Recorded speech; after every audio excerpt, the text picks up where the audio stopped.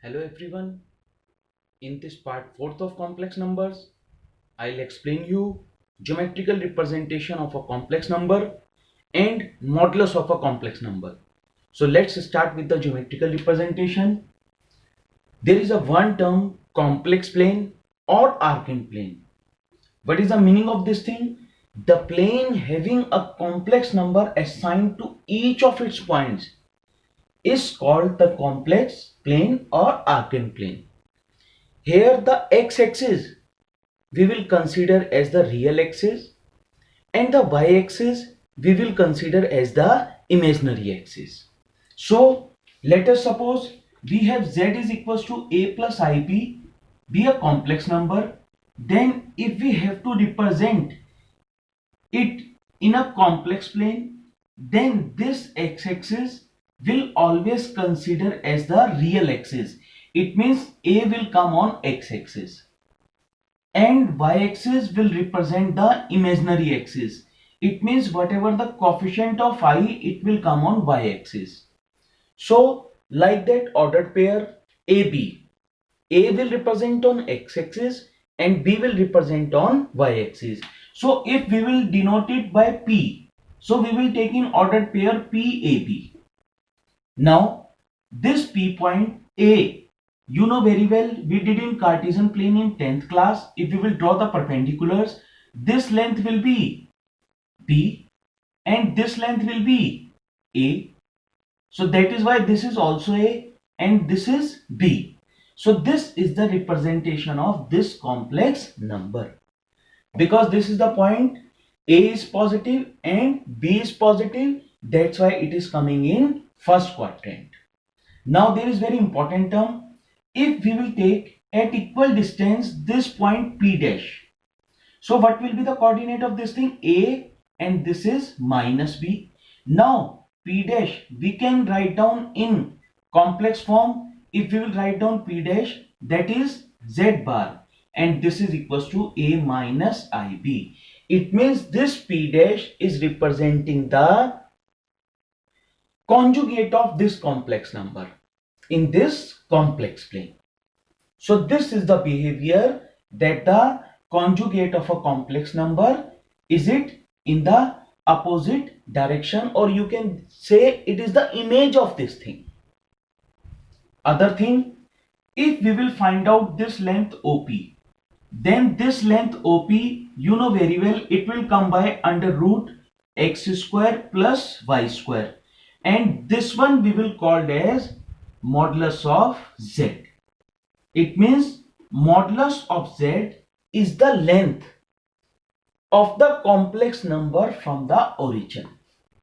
So this is the way to represent the modulus, or this is the definition of the modulus of z, that modulus of z is equals to under root x square plus y square. Here we are taking x square plus y square. In this part also you can consider this is x plus iy, because we are taking here x square plus y square. Here we are taking a plus ib, so here you can shift it by a square plus b square. This is not the biggest issue, because if we are taking a and b, then this is under root a square plus b square, and if this is x plus iy, then this is under root x square plus y square.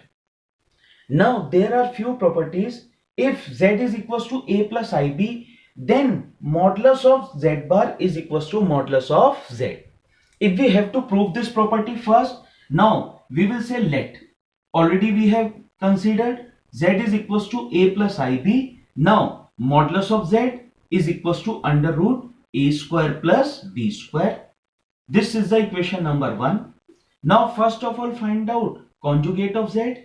This is a minus ib. Now modulus of conjugate of z, again by same rule, a square plus imaginary square, coefficient of imaginary square. It means this is equals to under root a square plus b square. Therefore this from equation 1 and 2, from equation 1 and equation 2, we are observing that we are getting modulus of z bar is equals to modulus of z. So this is the way if we have to prove any property. And this second property is very, very important. Modulus of z square is always equals to z into z bar. Because for top class questions, we have to use this properties. And this is modulus of zn is equals to modulus of z whole raised to power n. And then if we have two complex numbers, z1 is equals to a plus ib and z2 is equals to c plus id, then one property for multiplication and one property for division. That is modulus of z1 z2 is equals to modulus of z1 modulus of z2. Second property, modulus of z1 upon z2 is equals to modulus of z1 and modulus of z2. So this is the basic concept of the complex plane, and from there only modulus of a complex number. So let's start with this important questions. Then that how will we solve these questions? Look at this thing. We have the question number 1. In question number 1 we have z1 is equals to 2 minus I, z2 is equals to 1 plus I, and we have to find out the modulus of this thing. This is the secondary thing. First of all, we will find out z1 plus z2 plus 1 upon z1 minus z2 plus I. This is equals to, now look at this thing, z1 means 2 minus I plus 1 plus I plus 1 upon z1 means 2 minus I minus 1 minus I, and this is plus I. It means this is I cancel out 4 upon this is 1 I cancel out. This become 2 minus 1 minus I. Now first convert into standard form. 1 plus I, this is also 1 plus I. Now this become 4 into 1 plus I, 1 square minus I square. So 4 into 1 plus I, and this is 2. So this become 2 1 plus I. So you can write down 2 plus 2i. Now we have to find out the modulus. z1 plus z2 plus 1, z1 minus z2 plus I is equals to under root 2 square plus 2 square. It means under root 2 square means 4 plus 4, 8. It means this is 2 root 2. So this is the way to calculate if we have to find out modulus. First we will simplify the complex number into standard form, and then there we will find out the modulus of that complex number. Now look at this thing. In question number 2, we have x plus iy is equals to a plus ib upon a minus ib, and we have to prove this part. Now first of all, taking modulus of both sides,